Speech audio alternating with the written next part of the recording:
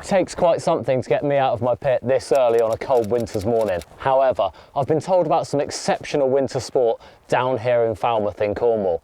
I'm spending the day with Austin Goldsmith, top bass guide, and apparently down here we can catch on lures right the way through the winter months, even on surface lures at times. So we're going to get on board, get out there and see if we can catch ourselves a winter bass.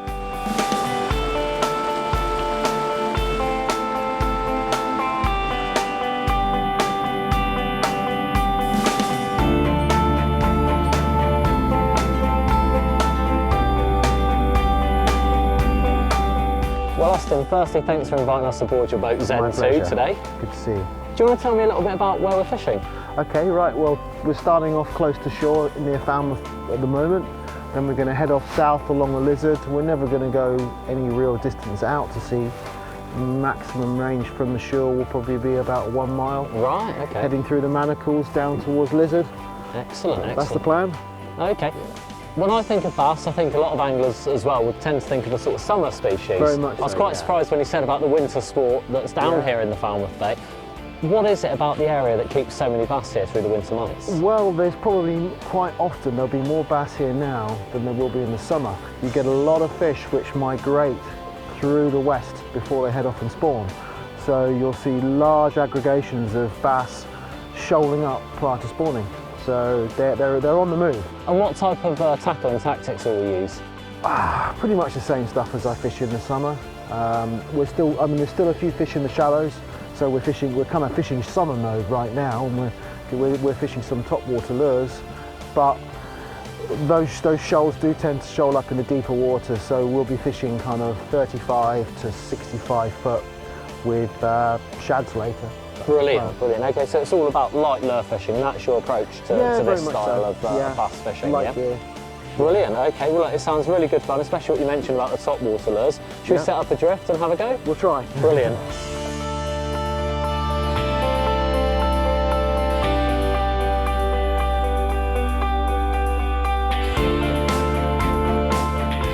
Well, I'm casting this little surface lure, and where it's coming back through the waves in the half light of the early morning here.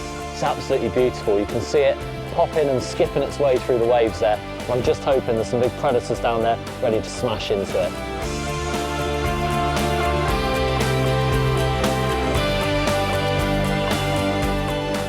Well, they might not be what we've come for, but these pollock are great fun.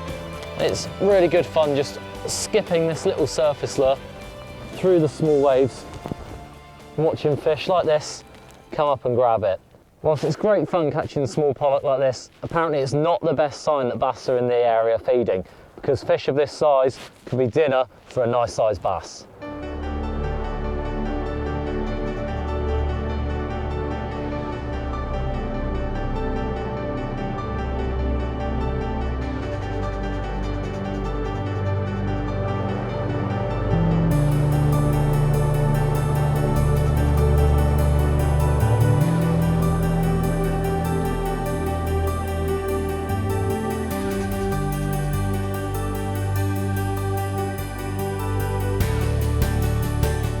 Austin, it looks a lovely spot out here. I mean, we've seen fish striking on the top, with birds diving behind us there.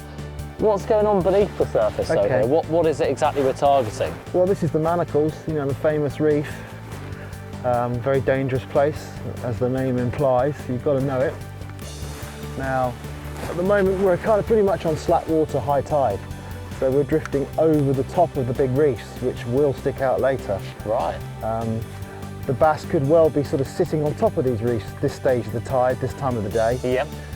Once that tide starts to ebb strongly, then those fish will drop down off the top and then go down the sides and then basically tuck in out of the tide. So we're trying to lure them up off the top of the reefs. So any sort of poor unsuspecting fish that go over the top there, the bass are sat behind those rocks ready to intercept them when the tide's running then? Absolutely, yeah. It's a combination of saving energy and also letting the food come to them. Okay, and will it be mainly reefs that we're targeting today? What sort of features Yeah, there's no recommend? sandbank fishing or anything like that today. We're just going to be fishing hard ground, hard, rough, ugly ground. Great place for losing lures. Yep, and great place for bass. Brilliant, yeah. Okay.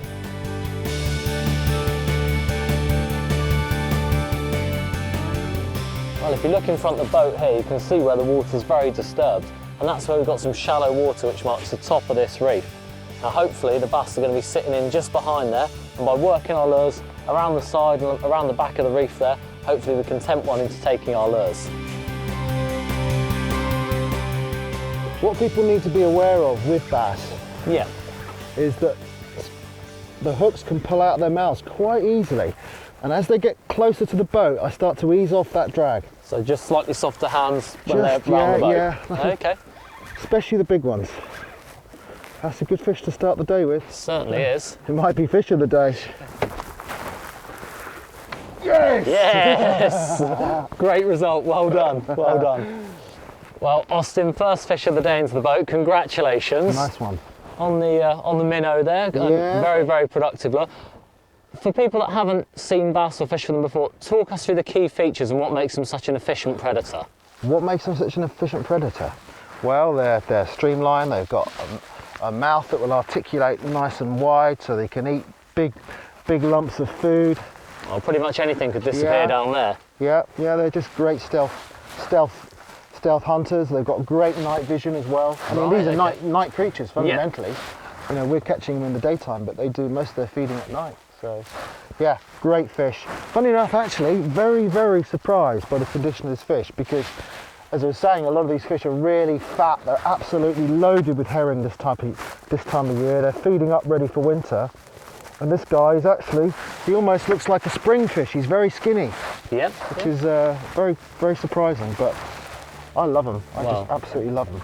Beautiful fish. Now I know that bass conservation is really, really important, so we'll look to get this one back, Absolutely. get the rods back out there and see if there's any more in this area.